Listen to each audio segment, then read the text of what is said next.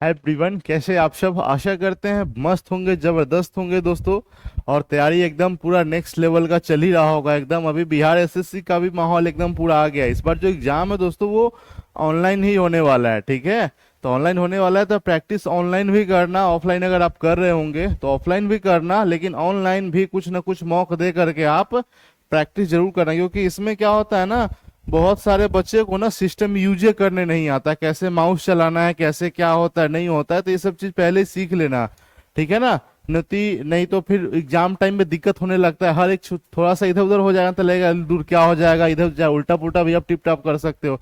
होता है जिसको कंप्यूटर चलाने अगर नहीं आता है ना, तो उसके साथ इस टाइप का जो दिक्कत है दोस्तों वो हो ही जाता है एकदम, ठीक है। कोई नहीं, एक दो महीना में उसका एग्जाम होने वाला है, अक्टूबर नवंबर में ऐसा एस्टिमेट, अभी डेट मतलब ऐसा कुछ नहीं है, बट अक्टूबर नवंबर में माना जा रहा है कि होगा। कोई नहीं, एग्जाम तो अपने टाइम से हो ही जाएगा।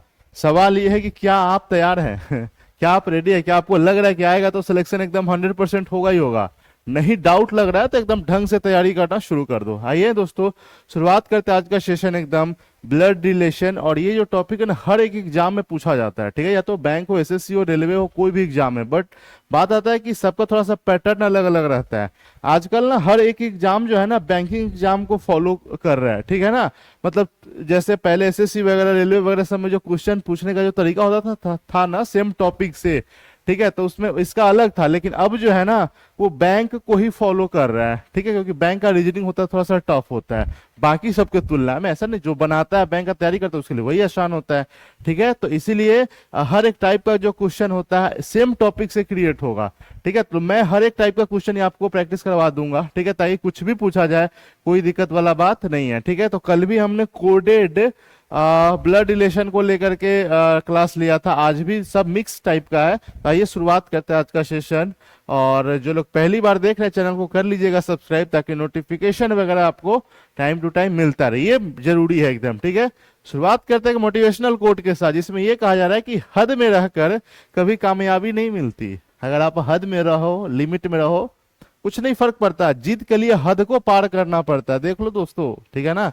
जिस दिन आप अपना हद पार कर गए मेहनत करने में, ऐसा नहीं कि किसी और चीज में हद पार कर जाना एकदम। और प्यार मोहब्बत में तो लोग कर भी जाते हैं एकदम, जो चीज नहीं चाहिए उसमें लोग कर जाते हैं। जो आपका कैरियर बनाएगा, जीवन बनाएगा, उसमें लोग नहीं कर पाते हैं, है ना। हाँ, जो लोग करते हैं उनका सिलेक्शन एकदम श्योर 100% होता ही है।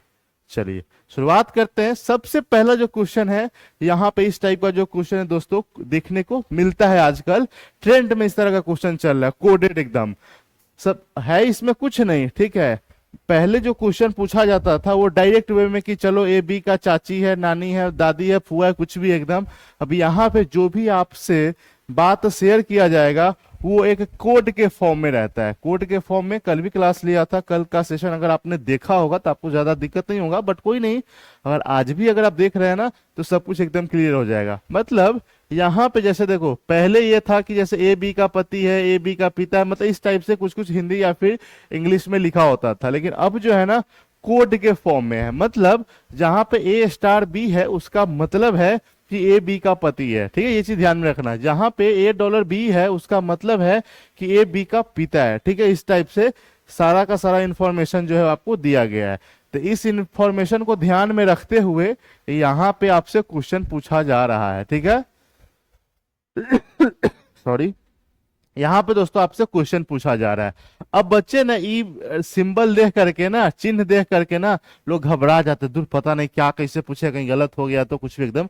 आइए एकदम सबसे जो आसान तरीका होगा ना उसी को बताते हैं। देखो यहाँ पे पहला वाले को ना, जैसे पहले दो के बीच में आप रिलेशन देखो, अब पहला वाले को ए मानो, दूसरे वाले को बी मानो, सब में एकदम। फिर इस ओपी का रिलेशन निकल जाएगा ना, फिर पी क्यू का निकालना, तो पी को ए मानना, क्यू को बी मानना। फिर पी क्यू का जब रिलेशन निकल जाएगा तो क्यू आर का निकालना, फिर क्यू को एम मानना, आर को बी मानना। फिर उसके बाद आर एस का रिलेशन निकालना, तो आर को एम मानना, एस को बी मानना। यही तरीका दोस्तों आपको अपनाना पड़ता है। तो ओ और पी के बीच में अगर दोस्तों देखते हैं तो क्या है, हैश है। हैश का यहाँ पे मतलब क्या होता है कि ए बी का भाई है, भाई ओ और हैश पी का मतलब है कि ओ जो है पी का भाई है। तो एक चीज ध्यान में रखना, जब कभी भी मैं मेल को दिखाऊंगा, पुरुष को अगर दिखाऊंगा, तो वहां पे मैं ऐसा स्क्वायर बनाने वाला हूं, और लेडीज को, फीमेल को दिखाने के लिए वहां पे मैं सर्कल बनाने वाला हूं। ठीक है, चलिए, तो यहाँ पे इसका मतलब क्या है, ए बी का भाई है तो ओ पी का भाई है। देखो ओ जो है, ओ किसका भाई है दोस्तों, ओ जो है वो पी का भाई है। ठीक है ना। अभी यहां से ओ पी का भाई है, इसमें ओ का ही जेंडर क्लियर हो रहा है, पी का जेंडर जो है वो क्लियर नहीं हो रहा है। लेकिन जैसे अगर पी और क्यू के बीच का रिलेशन निकालते हैं, ठीक है ना, पी और क्यू का, तो पी और क्यू के बीच में क्या है, स्टार है। ठीक है ना। तो स्टार का मतलब क्या होता है कि ए बी का पति है, मतलब पी जो है क्यू का पति है। मतलब देखो पी का जेंडर क्लियर हो गया, पी जो है क्यू का क्या है, पति है। देखो हस्बैंड वाइफ के रिलेशन में कभी भी अगर एक आदमी का भी अगर जेंडर क्लियर हो तो दूसरा का ऑटोमेटिक हो जाता है। ठीक है, ऐसा नहीं कि ए बी का पति है तो ए पति हो गया और बी उसका भाई हो जाएगा, बहन हो जाएगी, माँ हो जाएगी, बाप भाई ऐसा हो जाए, ऐसा बिल्कुल भी नहीं है। अगर एक अगर हस्बैंड है तो दूसरा उसका वाइफ ही है। ठीक है ना। तो ये चीज ध्यान में रखना ही रखना है। क्यू तक का मेरा काम हो गया। आप देखो क्यू और आर के बीच में क्या है, at the rate. At the rate का मतलब क्या है कि ए बी की बहन है, इसका मतलब है कि क्यू जो है वो आर की बहन है। दोस्तों क्यू जो है आर की बहन है, तो यहाँ पे क्यू आर की बहन ऐसे यहाँ पे कर दिए। आर और एस के बीच में जो है ना, आर और एस के बीच में क्या है, स्टार है। स्टार का मतलब क्या होता है, ए जो है बी का पति है, मतलब फिर से आर जो है एस का पति है, मतलब इस टाइप से आर जो है एस का पति है। ठीक है। अब आपसे इतना तो जैसे कोड, इसी को बोलते हैं कोडेड एकदम, मतलब कोडेड के फॉर्म में दिया गया था, हमने यहाँ पे बना लिया डायग्राम। ठीक है। अब आपसे जो क्वेश्चन पूछा जाए कि ओ का आर से क्या संबंध है, दोस्तों how is O related to R, मतलब ओ का मतलब ओ कौन है आर का। ध्यान से देखना इसमें, क्योंकि कई बार ना लोग उल्टा पढ़ लेते हैं। ओ का आर से क्या रिलेशन, मतलब ओ जो है ये आर का कौन है। देखो ये आपस में भाई बहन, ठीक है ना। और ये जो है ना देखो, और ये मतलब क्यू का जो हस्बैंड है पी, पी का भाई है ओ। ठीक है। तो ये जो है ओ जो है आर का कौन लगेगा। चल पहले ये बताओ कि ओ जो है क्यू का कौन लगेगा, ओ क्यू का कौन लगेगा यहाँ पे। ठीक है, मतलब हस्बैंड का जो भाई होता है, देखो हिंदी में अलग अलग अलग अलग अलग अलग शब्द रहेगा, लेकिन इंग्लिश में दोस्तों एक ही शब्द आता है, ब्रदर इन लॉ का। ठीक है। जब यहाँ पे अगर ये इसके हस्बैंड का भाई अगर ब्रदर इन लॉ है और इसका भी भाई हो तो इसी का ये ब्रदर इन लॉ ही लगेगा। हिंदी में आपको उस तरह से बेटी बहू बहन नहीं, तो आपको इस तरह से जीजा का ऑप्शन आपको टिक लगा देना है। क्योंकि होता है क्या है ना कि हिंदी और इंग्लिश में जब कभी भी इधर उधर होता है ना, तो इंग्लिश वाला हमेशा सच माना जाता है। ठीक है। तो ये चीज ध्यान में रखना ही रखना। ठीक है। क्योंकि इंग्लिश में जैसे पोता हो गया, ठीक है, नाती हो गया, सबके लिए सेम ही वर्ड आता है, ग्रैंडसन हो गया। ठीक है ना। और जैसे लेकिन इंग्लिश में हिंदी में जो है ना, पोता अलग लिखा रहता है, नाती अलग लिखा रहता है। तो एक बार जरूर जरूर देख लेना, ऐसा नहीं है कि हाँ नहीं नहीं ये क्वेश्चन ही गलत है, ऐसा वैसा कुछ नहीं होता है। फिर भी कोई डाउट होगा तो कमेंट करके जरूर जरूर बताना ही बताना। ठीक है। चलो दोस्तों आते हैं अब नेक्स्ट क्वेश्चन की तरफ। इसका बताना क्या कैसे होने वाला है। पहले क्वेश्चन एक बार पढ़ लो, ठीक है ना। क्वेश्चन एक बार पढ़ लीजिए, इन्फॉर्मेशन क्या कैसे दिया हुआ है उसको, उसका बाद उसको सॉल्व करने का ट्राई करो।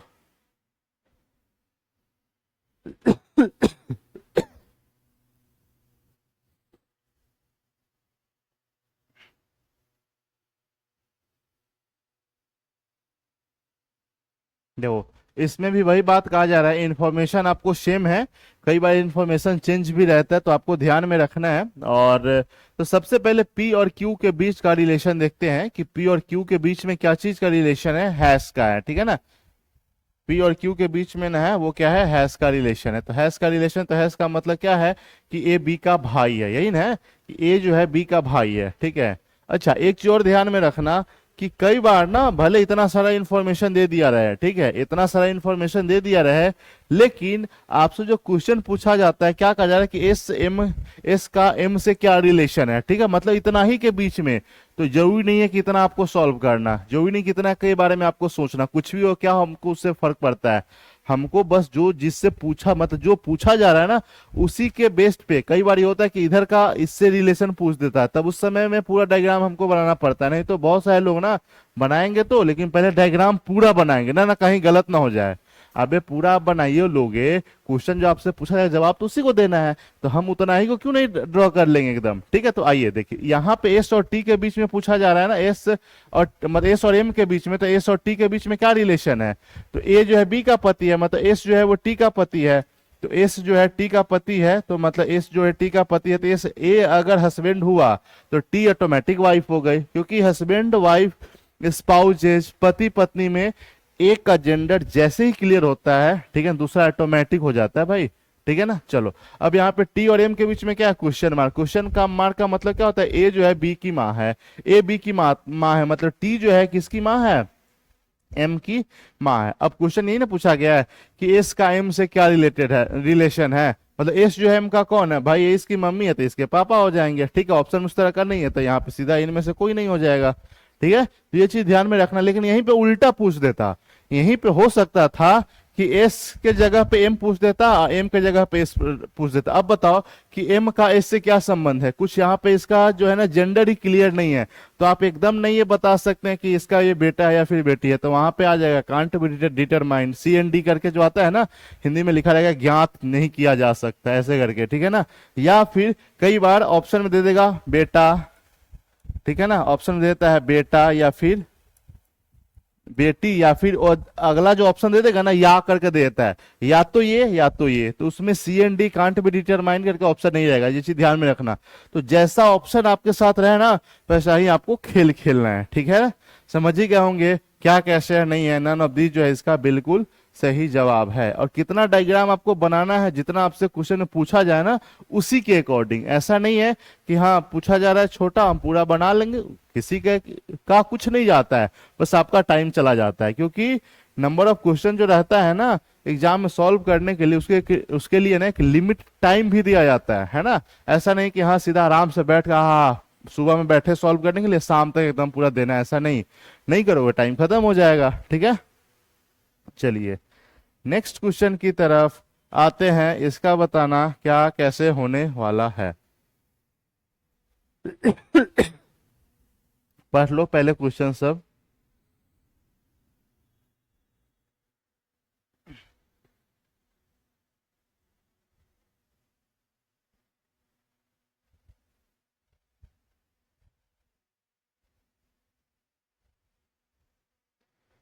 चलो पढ़ ही लिए होंगे। यहाँ पे क्या कहा जा रहा है, देखो सबसे पहले ये देखो किसके किसके बीच में पूछा जा रहा है, क्यू का टी से क्या संबंध है भाई, क्यू जो है वो टी का कौन है। ठीक है ना, क्यू जो है टी का कौन है, तो एक काम करते हैं ना, ये पी क्यू के बीच का रिलेशन हटाओ, डायरेक्ट यहीं से क्यू ना शुरुआत कर दे, क्यू और आर के बीच में, क्यू और आर के बीच में क्या है, हैश है। हैश का मतलब क्या है, तो ए बी का भाई है, मतलब पहले वाले को ए मानना है दूसरे वाले को बी मानना है, मतलब ओ जो है आर सॉरी क्यू ना है, यहाँ पे ऐसे लिख दिए तो ओ दिख रहा है। ठीक है ना, क्यू आर का भाई है, इसका मतलब है कि Q is the brother of O, तो Q is the brother of Q R का भाई यहाँ पे हो गया। आर और एस के बीच में क्या है, एट द रेट है, मतलब ए बी की बहन है, मतलब आर जो है एस की बहन है, आर जो है दोस्तों एस की बहन है। एस और टी के बीच में क्या है, एस और टी के बीच में क्या है, ये स्टार है, स्टार का मतलब ए बी का पति है, मतलब एस जो है वो टी का पति है, एस जो है वो टी का पति है। देखो अब यहाँ पे इधर एम छूट गया इधर पी छूट गया, हमको कोई जरूरत नहीं है आगे निकालना एकदम भाई, 2-2 सेकंड तो बच सकता है ना, 2-2 सेकंड बचाओगे तो एग्जाम में 2-4 मिनट बच जाता है टोटल में, 2-4 मिनट में 2-4-5 क्वेश्चन बन जाता है, ये चीज ध्यान में रखना, इसलिए हर एक सेकंड को बचाना है। कहावत है ना कि अगर आज आप सेकंड बचा रहे हो, ठीक है ना, तो मिनट बचेगा। ठीक है ना, मतलब सेकंड से मिनट, मिनट से घंटा, घंटा से दिन, ठीक है ना, और दिन से जो है ना सप्ताह, सप्ताह से आपका महीना, महीना से आपका साल बच जाता है। इसलिए लोग हल्के में मत लो एकदम कि सेकंड ही दूर गवाइए दिए तो क्या हो गया, नहीं नहीं नहीं, वही तो बात है। ठीक है ना, ये चीज ध्यान में रखना सब। हमको इधर से भी देखो पी और टी एम के बारे में कुछ पूछा ही नहीं गया, क्योंकि जो हमसे रिलेशन यहाँ पे पूछा गया है वो मेरा यहाँ से यहाँ तक ही निकल जा रहा है। ठीक है ना, इसका जेंडर भी क्लियर हो जा रहा है, तो हमको आगे पूरा डायग्राम ड्रॉ करना ही नहीं है। फिर लास्ट क्वेश्चन में भी मैं बताया था, तो क्यू का टी से क्या संबंध है, क्यू जो है ये टी का कौन है, देखो ये सब आपस में भाई बहन है, ठीक है ना, और ये इसका हस्बैंड है, तो हस्बैंड का भाई क्या हो जाता है बताओ, हस्बैंड का जो भाई हो जाता है। अब ऐसे बोलोगे तो यहाँ पे हिंदी में तो नहीं कुछ ऑप्शन है तो इसके अकॉर्डिंग चल जाओ, लेकिन इंग्लिश में जैसे बात आ जाए तो ब्रदर इन लॉ सीधा हो जाता है, कोई भी एकदम। जैसे इस आर से अगर पूछा जाता तो सिस्टर इन लॉ, और इससे और भी कोई अगर रहता मान लो रिलेशन इसका भाई बहन कुछ भी एकदम, तो वहां पर हो जाएगा ब्रदर इन लॉ और सिस्टर इन लॉ, यही चलता है एकदम। ठीक है, कई बार आपको यहाँ पे जीजा साला इस तरह का ऑप्शन देखने को मिल जाएगा, क्योंकि ऐसे हम लोग नॉर्मल देखते हैं कि नहीं नहीं, कि अगर पति से बड़ा भाई है तो उसको भैंसुर बोलते हैं, और छोटा है तो देवर बोलते हैं, ठीक है ना, ये घर में ये रहता है, लेकिन एग्जाम में उस टाइप का आपको नहीं रहेगा एकदम। ठीक है ना, ये चीज ध्यान में रखना ही रखना, इसलिए कई बार ये रहता है, तो आप इंग्लिश को लेकर के आसानी से चलो। ठीक है, क्योंकि एग्जाम में क्या होता है ना, कई बार एकदम या तो टाइप होता है, हिंदी में टाइप होता है, नहीं तो सीधा ट्रांसलेट कर दिया जाता है, तो ट्रांसलेट करने पे इसका करोगे तो डायरेक्ट यही आ जाएगा, है ना, तो ये चीज भी ध्यान में रखना ही रखना है। ठीक है, चलिए नेक्स्ट क्वेश्चन की तरफ आते हैं, तो इसका बताना क्या कैसे होने वाला है। ठीक है, पढ़ लो इस क्वेश्चन को।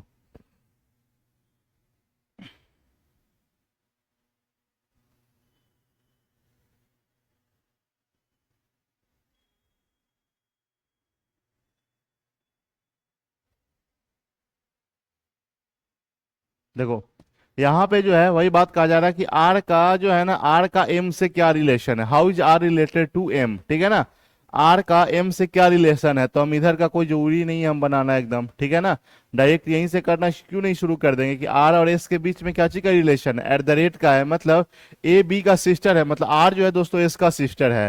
ठीक है ना, आर जो है सिस्टर है किसका, एस का। ठीक है, उसके बाद एस और टी के बीच में क्या है, क्वेश्चन मार्क है, मतलब A is the mother of B, मतलब S is the mother of T, S is the mother of T. अब वैसे ही टी और एम के बीच में भी कहा जा रहा है, तो T is the mother of M, यही तो क्वेश्चन पूछा जा रहा है आपसे। ठीक है ना, मतलब ये वाला डायग्राम हो गया, how is R related to M. अब आर कौन है यहाँ पे बताना है। देखो ये एस कौन है, एस जो है वो मतलब दादी हो गई ना इसका, मतलब नानी हो गई ना, नानी एकदम। ठीक है ना, जो ग्रैंड मदर जिसको बोलते हैं, ग्रैंड फादर ग्रैंड मदर आता है ना, तो अब यहाँ पे क्या आता है ना कि जैसे ही आ जाएगा तो नानी की बहन को क्या बोलेंगे, नानी ही बोलेंगे एकदम, नाना के भाई को नाना ही बोलेंगे एकदम। वहां पे ये नहीं कि नहीं वो तो चचेरा हो गया, मैं मेरा वो ऐसा कोई वर्ड आपको देखने को एग्जाम में नहीं तो नहीं मिलेगा। ठीक है, तो इसका जो आंसर है क्या हो जाएगा, आर जो है इनका कौन हो जाएगा, नानी हो गई एकदम। ठीक है ना, ग्रैंड मदर ही हो जाएगा। ठीक है, ये चीज ध्यान में रखना ही रखना है, क्या हो जाएगा, ग्रैंड मदर। ठीक है, चलो दोस्तों नेक्स्ट क्वेश्चन पे आते हैं, एक एकदम धमाकेदार क्वेश्चन, एकदम लंबा चौड़ा। देख लो यहाँ पे इस तरह का भी क्वेश्चन कई बार एग्जाम में पूछता है, और जब भी ऐसा पूछेगा ना तो इसके ऊपर कम से कम 2 से 3 क्वेश्चन पूछा जाएगा, ध्यान रखना है। तो इस टाइप का क्वेश्चन थोड़ा सा मतलब लेंदी टाइप का रहता है, टफ नहीं बोलेंगे बट थोड़ा सा लेंदी रहता है, लोग देख करके ये अच्छा डरा देना एकदम नहीं होता है, उस टाइप का क्वेश्चन आपको यहाँ पे देखने को मिलेगा ही मिलता है। ठीक है, पहले पढ़ लो क्या क्या क्वेश्चन कहा जा रहा है।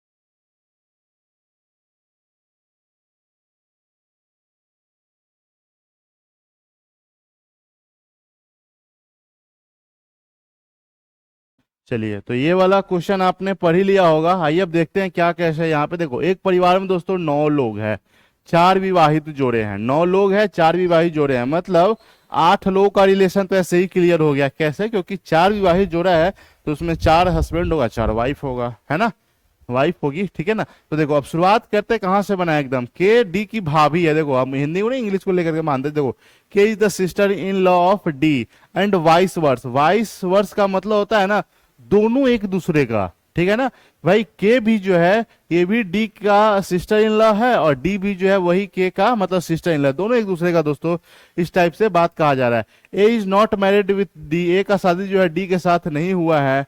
A is the son in law of F, A जो है ना एफ का क्या है दामाद है, ठीक है ना, एफ का दामाद है जो एम की भाभी है। Who is the sister in law of M, P is the father in law of K, K who is the sister of C, F is the mother in law of A, ठीक है, और M is the uncle of C, C who is the brother in law of A, P and Q are spouse। देखो P और Q का जो gender जो है दोस्तों एकदम पूरा क्लियर है कि P और Q जो है ना ये क्या है मतलब स्पाउजेज है, पति पत्नी है। और P और Q का रिलेशन और कहीं पे दिया हुआ है, यहाँ पे भी दिया हुआ है ना कि P is the father in law of K। देखो यहाँ पे कहीं पे भी शुरुआत करते हैं कि ये लो यहाँ पे ये लो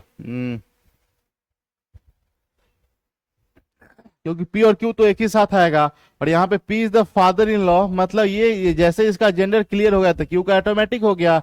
अब P is the father in law of के, फादर इन लॉ में कैसे हो सकता है कि यहाँ पे मान लो अगर के को बैठाते हैं, के का शादी अगर जिससे हुआ होगा ना, ठीक है, दो लाइन यहाँ पे कर देते हैं, एक मिनट,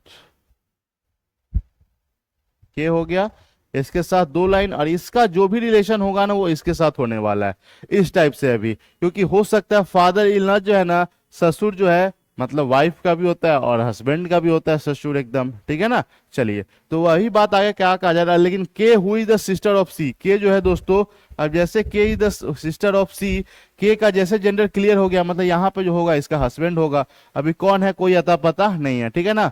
चलो आगे के ये वाला लाइन तो हो गया, उसके बाद F is the mother in law of A, F is the mother in law of A, अभी इसका कोई ये नहीं है। अच्छा M is the uncle of C, C who is the brother in law of A. देखो अब यहाँ पे थोड़ा सा ये लगता है, पता है क्या क्या लग सकता है कि देखो अब यहाँ पे हाँ देखो एम जो है ना, एम जो है अंकल है सी का, ठीक है ना, एम जो है अंकल है सी का दोस्तों, तो ये फिक्स होगा कि इसका जो सी का जो पेरेंट होगा ना, सी का जो पेरेंट होगा उसका भाई जो है वो कौन होने वाला है, एम होने वाला, तभी तो एम जो है ना वो सी का अंकल है, ठीक है।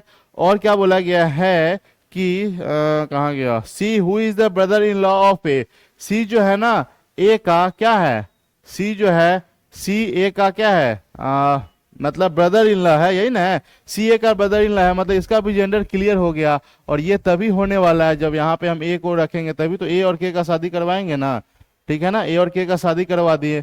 टोटल 6 लोग तो हो गया, 3 लोग को अभी और बैठाना है, ठीक है, और क्या बैठा सकते हैं।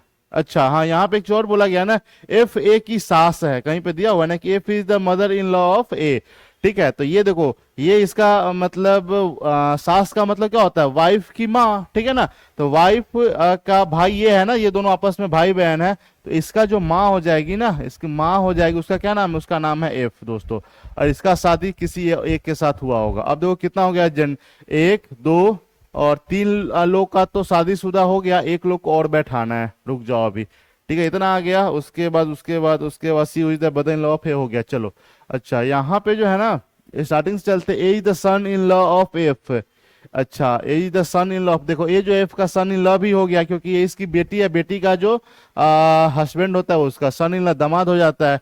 F who is the sister in law of M, देखो एफ जो है एम की सिस्टर इन लॉ भी हो गई, मतलब भाई की जो वाइफ होते हैं उसको सिस्टर इन लॉ ही बोलते हैं, हिंदी में आप भाभी बोल देना एकदम, ठीक है ना। या एफ जो है ना एम की भाभी है, ठीक है। चलो उसके बाद जो है ना ये हो गया P is the father in law of K हो गया, ठीक है। F is M is the uncle of C, C who is the brother in law of A, P and Q. अच्छा के यहाँ पे ए का शादी इसमें भी बोला गया है कि ए का शादी डी के साथ नहीं हुआ, ए का शादी जो है डी का साथ नहीं हुआ है, ठीक है। और एक देखो एक जो है ना इसमें एक इसमें अनमैरिड है ना, एक अनमैरिड है, एक कपल, दूसरा कपल, तीसरा कपल, एक यहाँ पे भी जो होगा वो कपल ही बनने वाला है 100% एकदम, ठीक है ना। यहाँ पे भी तभी तो 4 कपल, 1 2 3 4 हो गया, एक का शादी जो अनमैरिड है एकदम, ठीक है, क्योंकि एम के बारे में बोला गया है कि एम इज द अंकल, है ना, अंकल है उसका सीधा एकदम, ठीक है। और एक लाइन कहीं कुछ छूट रहा है क्या, के is the sister in law of D, अच्छा डी का अभी, अच्छा हाँ ये आ गया ना कि के is the sister in law of D. दोस्तों अब देखो डी को यहाँ पे कर दी, अब ये जो दोनों है ना एक दूसरे का सिस्टर इन लॉ, पैसे करके देख लो, के भी डी का सिस्टर इन लॉ है और डी भी के का सिस्टर इन लॉ है। एकदम हो गया क्लियर ये वाला एकदम। सबसे पहले ही बोला गया था ना के is the sister in law of D and vice versa का मतलब होता है दोनों एक दूसरे का, ठीक है, दोनों एक दूसरे का क्या है, सिस्टर इन लॉ है, ठीक है। तो यही बात एकदम पूरा ऐसे हिंदी में लिख दिया गया एकदम, है ना, इस तरह से। तो यहाँ पे एक और नाम कौन बच गया, एक नाम जो है और कौन बच गया है, ई बच गया है ना, तो ई बच जाएगा, तो ई वहां पे सीधा लिख देंगे।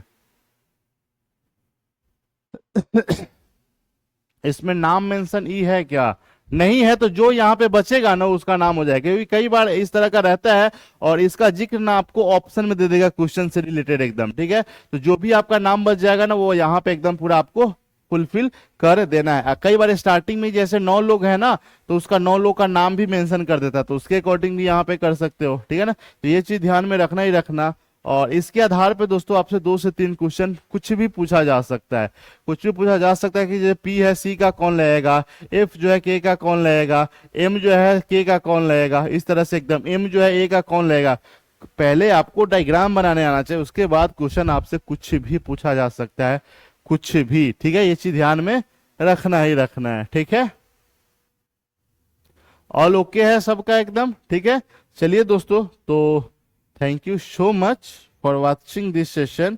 और अगर आप ऑफलाइन सेंटर ज्वाइन करना चाहते हैं, ये जो एड्रेस यहाँ पे दिया गया है near Rimjhim hotel, corner of Ramna road, Naya Tola, Patna, ठीक है ना, इस एड्रेस पे आकर के आप मिल सकते हैं। और कोई इंक्वायरी करना होगा तो ये जो नंबर यहाँ पे दिया गया है ना, इस नंबर पे कॉल करके आप बात भी कर सकते हैं। इस तमाम सारे एग्जाम का तैयारी यहाँ पे करवाया जाता है, आप किस एग्जाम का करते हो ये आपको बताना है, ठीक है। चलो बाय बाय, टेक केयर, अपना ख्याल रखना, अपना अच्छे से तैयारी करते रहना।